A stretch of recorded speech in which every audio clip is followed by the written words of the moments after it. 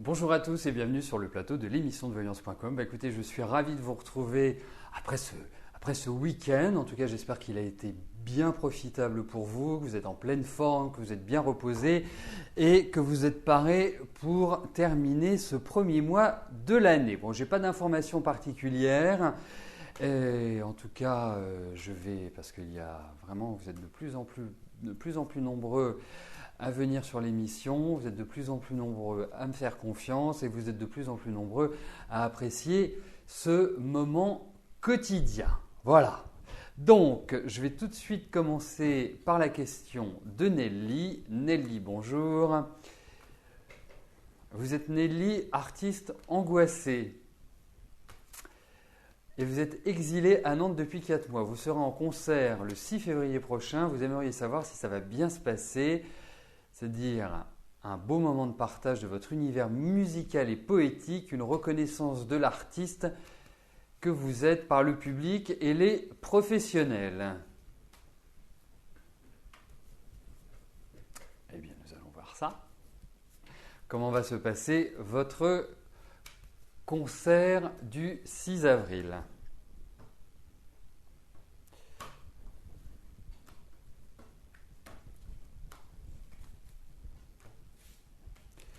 Alors,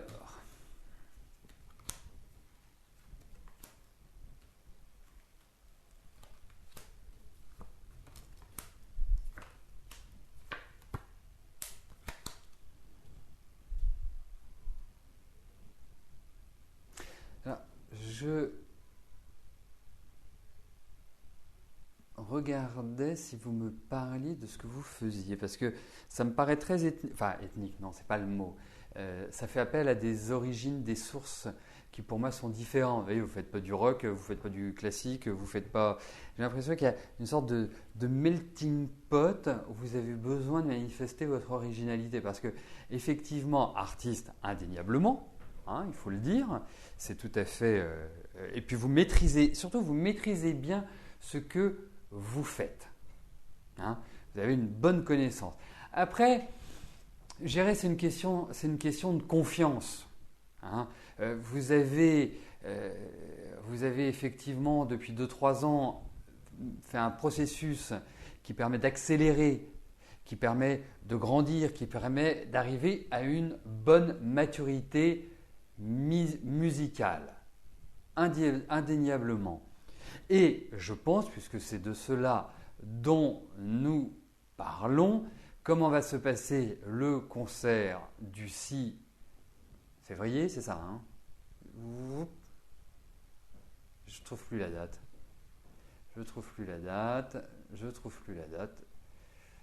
Est-ce que j'ai inventé le 6 février? Enfin bref.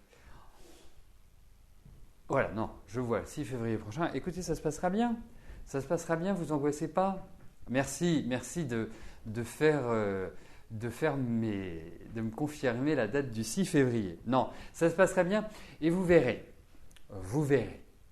Hein, vous êtes encore dans des périodes fragiles, mais vous êtes dans des périodes qui sont susceptibles de vous ouvrir d'ouvrir des horizons que vous n'estimez pas pour l'instant. Donc, ça va bien se passer, vous allez être stressé, il n'y a pas de souci de ce côté-là, hein, vous serez comme vous êtes. Je pense que c'est un premier pas. Voilà, ce n'est pas un aboutissement, c'est un premier pas, mais ça se passera bien. Voilà. Après, je pense qu'il y aura des gens complètement différents, d'origine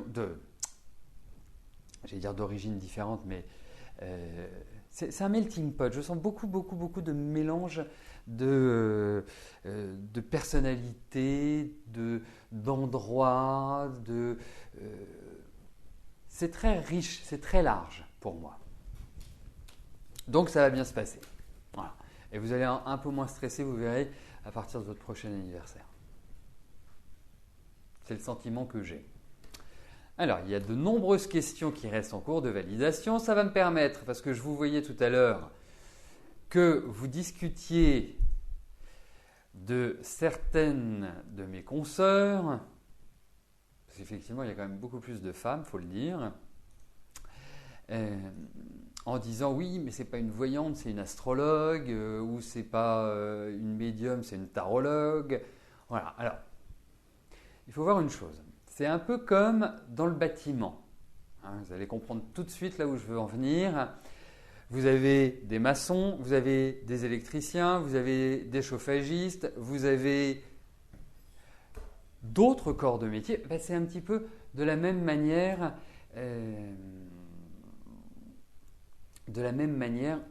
Dans le large monde qu'est la voyance. La voyance, c'est un terme générique. Un voyant, c'est quelqu'un qui voit l'avenir. Mais il voit l'avenir comment? Avec quel support? Est-ce qu'il voit l'avenir sans avoir besoin de support? Et ça s'appelle un médium. Est-ce qu'il lit l'avenir avec un support? Donc derrière, ça peut représenter un tarologue s'il utilise les tarots, ça peut représenter un numérologue s'il utilise la numérologie, etc. etc. Donc voyant est un terme générique. Hein, c'est quelqu'un qui voit, c'est quelqu'un qui est capable de parler d'événements passés, d'événements présents, d'événements futurs. Voilà. Et au même titre que ce que je fais en consultation privée, c'est qu'une consultation privée, quand c'est notre première fois ensemble, eh bien effectivement, je vous parle d'événements passés, de ce que vous avez vécu, de ce que vous vivez et de ce que vous allez vivre. Voilà. C'est ce qui permet de bien situer la consultation, ce qui permet d'arriver à des choses tout à fait pertinentes, réelles, justes et tutti quanti. Voilà. Mais quoi qu'il arrive, eh bien, le terme voyant est un terme global, générique. C'est comme si quelqu'un vous dit « je travaille dans le bâtiment ». C'est comme si je vous disais « je travaille dans la voyance ». Hein, voilà, c'est ce principe-là.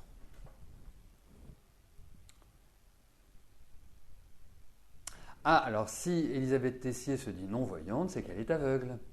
Non, pardon, je voulais juste faire ce trait d'humour. En fait, il y a une chose qui est très importante, c'est que les astrologues, et tous les astrologues, tous ceux que je connais, tous ceux que j'ai rencontrés, il ne faut jamais leur dire que ce sont des voyants.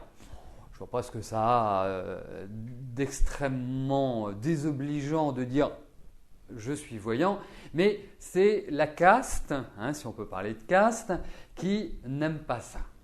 Voilà, je ne sais pas pourquoi. C'est un truc, pourtant je fais de l'astro, moi si vous m'appelez voyant, je ne vais pas m'offusquer, hein, je ne vais pas jouer les vierges effarouchées en disant mais non, ce n'est absolument pas le cas. Mais effectivement, les astrologues n'aiment pas ça. Mais si on reprend, je dirais de manière étymologique, oui, tous ceux qui lisent l'avenir sont des voyants, c'est le principe.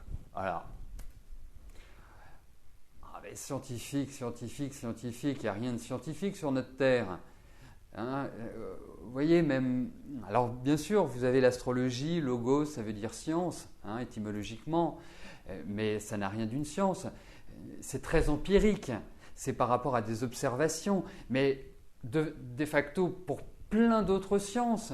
La médecine, avant d'arriver à ce qu'elle est aujourd'hui, il a bien fallu observer les réactions.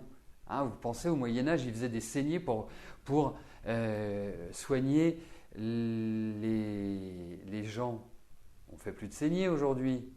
C'est parce qu'on a observé qu'en faisant des saignées, ça n'aboutissait pas forcément à cela. Donc, non, ce n'est pas une science. Il n'y a rien de, quelque part, de scientifique. Ce sont des observations. Ça s'appelle des disciplines empiriques. On sait que ça fonctionne, vous le voyez. On sait que ça fonctionne, on ne sait pas toujours pourquoi, mais ça fonctionne. Voilà. Donc ce sont des éléments comme cela qu'il faut... Mais non, vous n'entendrez jamais parler de science. Celui qui parle de science, non, on n'est pas là pour prouver. On ne sait pas pourquoi ça fonctionne. Voilà. C'est comme ça. Bon, allez, un petit message personnel pour un joli pseudo. Belle au pluriel, qui devrait apporter, si elle est là, une précision quant à sa question parce que on ne peut pas la valider. Toute question non validé n'entre pas dans le tirage au sort. Et quand on demande une précision, il faut l'apporter pour permettre justement que votre question fasse partie du tirage au sort. Donc, Belle, soyez sympa avec vous. Apportez-nous cette précision. Bon.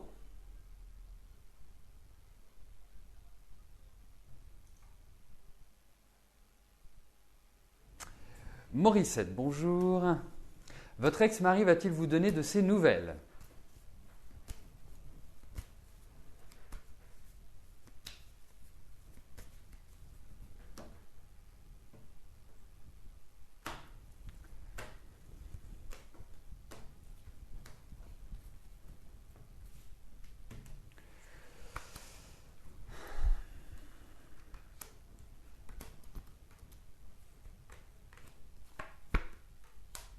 Oui, il vous donnera ses nouvelles, mais j'ai l'impression qu'il est parti quelque part, comme s'il était en voyage, comme s'il était par Mons et par Vaux. Mais effectivement, il y a l'idée de contact entre vous. Voilà. Mais c'est comme si c'était une idée de contact parce qu'il va avoir besoin de quelque chose. Donc, voilà. Mais effectivement, il y a contact.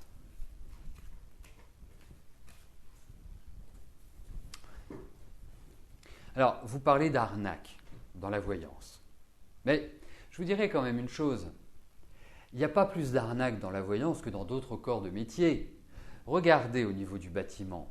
Moi, régulièrement, quand je vous ai en consultation, il n'est pas rare que vous me disiez « Ah bah oui, cet artisan ceci, cet artisan cela » ou voilà, ça n'a pas été fait exactement comme on le pensait » ou moi, j'ai même eu des amis dans mon entourage qui se sont retrouvés avec le chantier sur les bras, tout cassé, tout détruit il y a quelques années. Et la personne avait mis la clé sous la porte, mais n'avait pas oublié de partir avec la compte. Ce qui est quand même important. Il fallait bien qu'il rebondisse, ce monsieur. Donc, effectivement, il y a tout type d'arnaque dans tout corps de métier. Effectivement, vous êtes beaucoup plus sollicité par les sociétés de voyance parce que ce sont des sociétés de voyance, c'est du marketing. Ils vous vendraient aussi bien des chaussettes que de la voyance. C'est pas, vous voyez, c'est pas simplement des personnes qui se trompent dans les événements qu'ils vous annoncent. Parce que, bien évidemment, ça sont des choses qui arrivent. Le 100% n'existe pas. En tout cas, le jour où vous trouverez quelqu'un qui à 100% vous dit toujours des choses justes, il faut impérativement que vous me donniez ses coordonnées pour que je le consulte. Donc, si vous voulez, il y a réellement des abus. Mais ce ne sont pas des abus qui sont faits par des voyants individuels. Souvent, vous tombez sur des sociétés de marketing, des sociétés qui se fichent de vous. Ce qu'ils veulent, c'est votre argent. Alors, donc, bien sûr, il y en a de nombreuses. Alors, vous voulez un bon voyant? Demandez autour de vous. Tiens, est-ce que tu as déjà consulté? Qui t'a consulté? Est-ce qu'il était bien? Qu'est-ce qu'il t'a dit? Comme si vous avez besoin d'un dentiste, comme si vous avez besoin d'un peintre ou que vous avez besoin d'acheter une voiture. Vous allez demander autour de vous, vous allez solliciter votre entourage pour dire « Est-ce que tu ne connais pas quelqu'un de bien ?» Procédez de la même manière. Procédez de la même manière avec les voyants. Vous en connaissez un bien, pourquoi changer? Voilà. Et ceux qui vous promettent monts et merveilles, méfiez-vous-en. Parce que, vous savez, dans la vie, il y a une expression que vous devrez retenir, c'est au royaume des promesses, on y meurt de faim. Voilà. Donc, surtout, faites-vous conseiller par votre entourage si vous recherchez un professionnel, si vous recherchez quelqu'un dans n'importe quel corps de métier. C'est le meilleur conseil que je puisse vous donner. Après, je comprends, il y a des moments où on est beaucoup plus faible, on est beaucoup plus sensible aux sollicitations, mais gardez toujours ça en mémoire. Ça vous rendra de nombreux services. Vous savez, ça fait plus de 20 ans que je pratique. Ça fait plus de 20 ans que j'entends des histoires horribles sur la voyance, mais j'entends des histoires horribles également sur des personnes qui ont acheté des maisons à construire et qui se retrouvent avec juste un terrain ou la moitié de la maison ou la maison qui est bancale où ils doivent tout refaire. Vous voyez? Donc, il faut être vigilant. Et surtout, le bouche à oreille, c'est ce qu'il y a de mieux. Voilà, c'est juste un petit conseil. Alors, je prends peut-être un petit peu de temps pour vous exprimer cela. Vous y êtes sensible ou pas sensible, mais en tout cas, je préfère vous le dire, je préfère le redire plutôt que de vous voir ou de vous entendre vous retrouver dans des situations vraiment délicates. Bon, je passe tout de suite à la question de Manuela. Manuela, bonjour. Lors d'une précédente question, vous me demandiez si la location entre votre fils et votre fille allait se faire. Or, votre fille ne veut plus de son frère. Est-ce qu'il va quand même déménager cette année car il vit chez vous actuellement?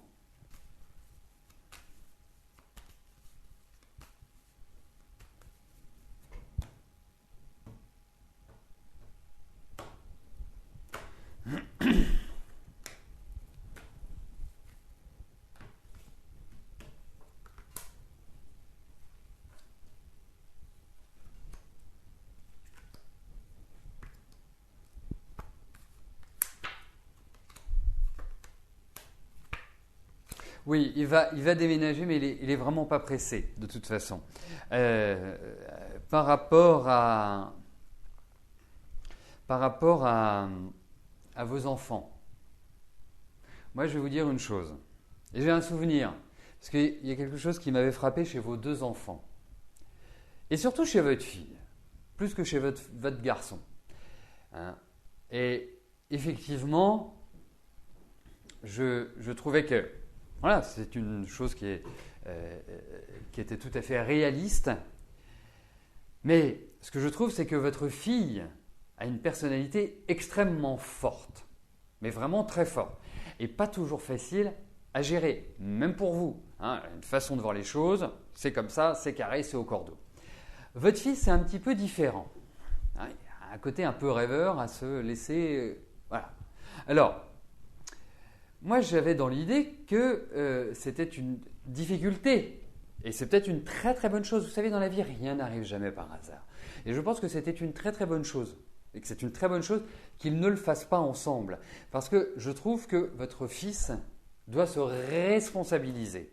Et je ne pense pas que ce fut la meilleure chose que de passer de la maman à la sœur.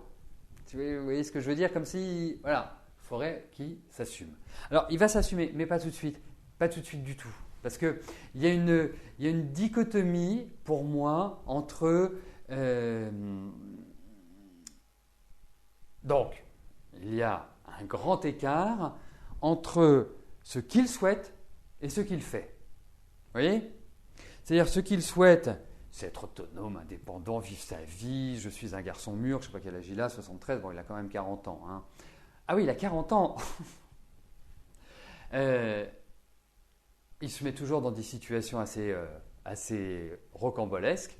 Donc, je pense qu'il doit quelque part rebondir. Il est dans des difficultés à l'heure actuelle. Il ne peut pas comme ça librement se réinstaller. Je ne pense pas que ça puisse se faire avant le mois de juin.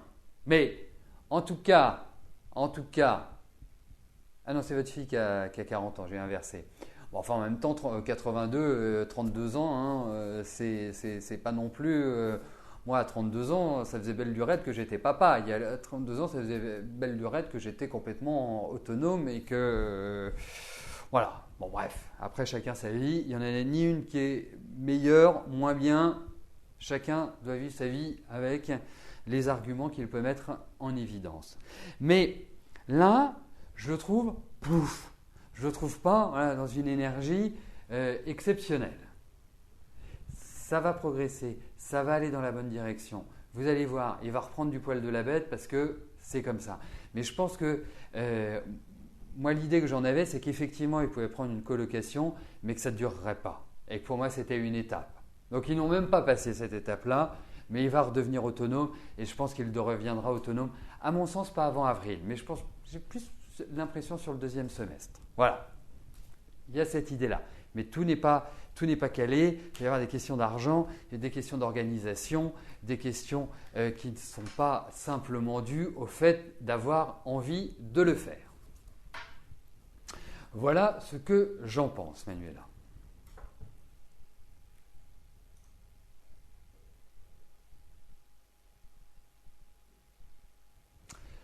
Jean-François, bonjour. Est-ce que je vous vois travailler sous peu? Le chômage vous pèse? Vous êtes frontalier avec la Suisse? D'accord, on va regarder au niveau de votre travail si ça va booster.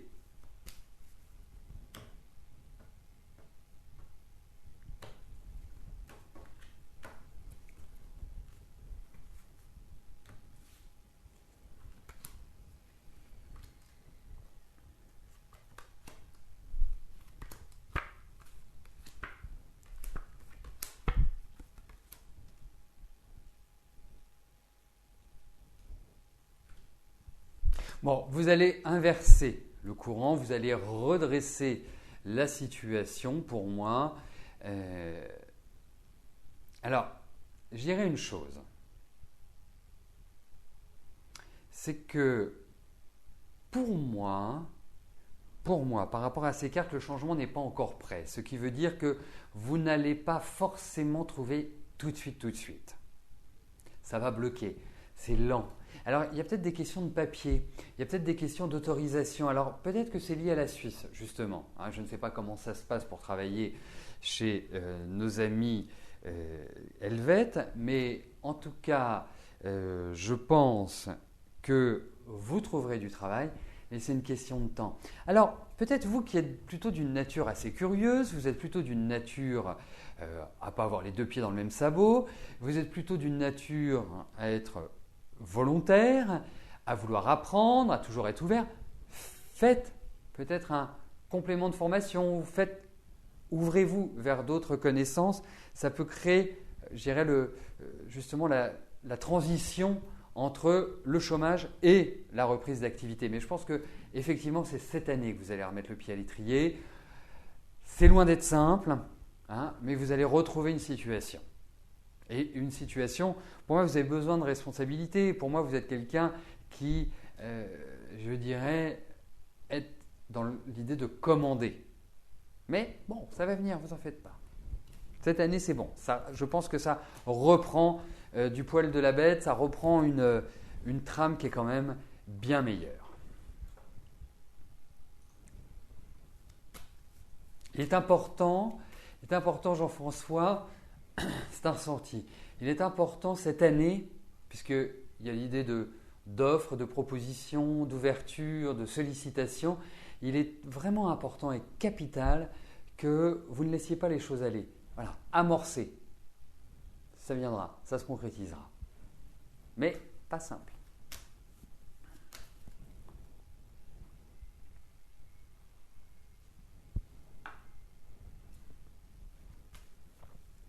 Ariane, bonjour.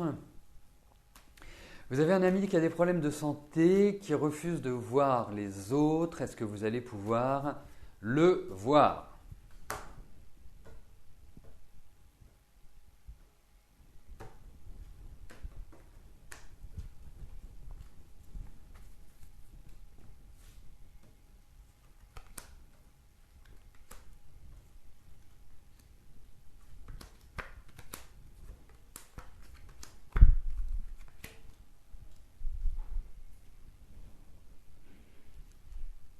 Alors, c'est toujours très compliqué parce que s'il veut voir personne, ça veut dire qu'il est dans un mauvais parcours et ça symbolise peut-être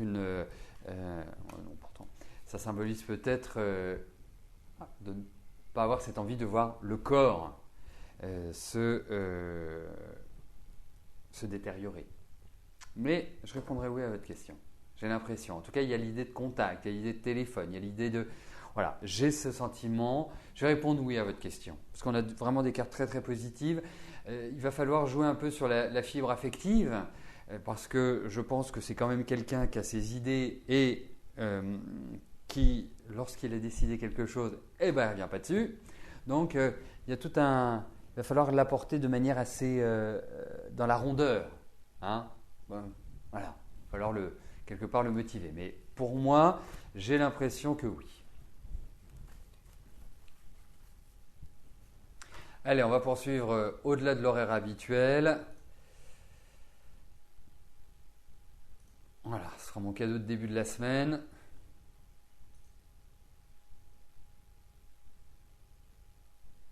Sabrina, bonjour. Votre société est en redressement judiciaire depuis août 2013.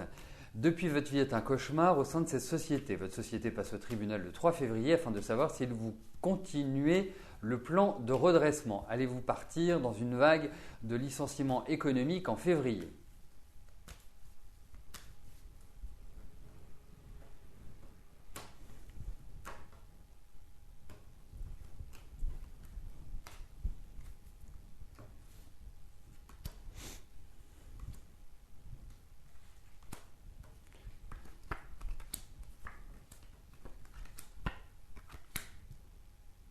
Alors, comme en fait le fait d'être licencié n'est pour vous qu'une bonne nouvelle, j'irais oui. Voilà, parce qu'il y a du renouveau au niveau de l'activité professionnelle. Donc, effectivement, il y a des choses qui vont vous faire plaisir. En tout cas, au niveau, c'est une perspective. Effectivement, moi j'ai quand même l'impression que la société a réussi à faire des efforts. Hein, j'ai l'impression qu'elle a réussi à, alors, pas forcément retrouver l'équilibre parfait pour continuer. Il y a toujours des difficultés, mais je pense qu'elle a franchi quand même un cap. Donc, pour moi, effectivement, c'est comme je trouve qu'on a des cartes très positives, que vous allez vers un renouveau, que ce sont des informations qui sont plaisantes pour vous. Vous me posez une question par rapport à un licenciement et un changement de situation, je répondrai oui. Voilà.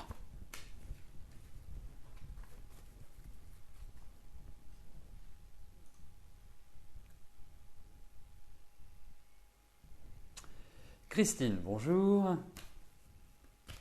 Vous voudriez savoir si les douleurs actuelles concernant une main vont se résoudre. Vous devez subir un examen pour savoir si une intervention est nécessaire. Il faut y ajouter un pied très douloureux qui risque de vous empêcher de pratiquer la marche.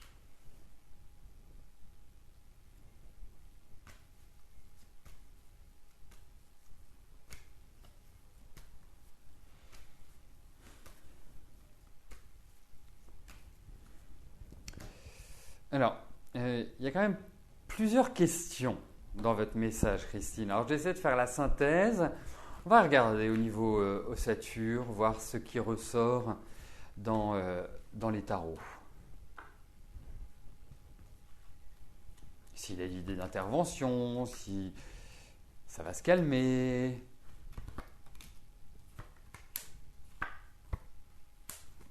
Alors, intervention, non. Il peut peut-être y avoir des choses qui sont faites, des examens, de l'acupuncture, des petites choses. Voilà. Mais une intervention, je ne pense pas. Je n'ai pas cette impression-là.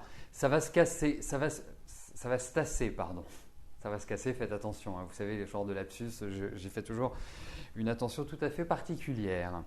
Non, il y a un problème, il y a un dérèglement de l'ossature, ça c'est clair. Mais de là à arriver à une opération, je ne pense pas. De là à ce que ça ne se résolve pas, je ne pense pas non plus, mais c'est pas simple. C'est pas simple du tout parce que est-ce que ce ne serait pas des rhumatismes? Est-ce que ce ne serait pas de la comment on dit, de la douleur musculaire, des choses comme ça. Ah, j'arrive pas à trouver le nom, c'est enquiquinant parfois quand on n'arrive pas à trouver les mots qui imageraient bien ce que je dis. Voilà, mais pour moi, il y a une possibilité de le soigner. Arthrose, merci. Voilà. En plus, non, ne lisez pas dans mes pensées, s'il vous plaît. Donc, de l'arthrose. Et je pense que ça peut tout à fait se soigner par d'autres biais qu'une intervention chirurgicale. Voilà. Bon. J'attends juste la prochaine question. Béa, bonjour. Séparé de Patrick, voudriez savoir s'il va revenir avec de bonnes résolutions pour vous ou devez-vous passer à autre chose?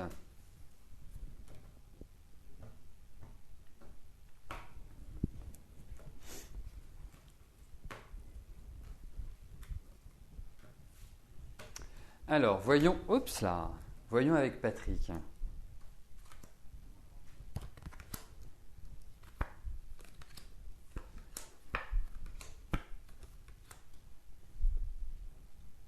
En fait, quelle est la difficulté? Parce que ouais, Patrick, il peut revenir, c'est un homme très surprenant en même temps, hein. C'est vraiment un homme.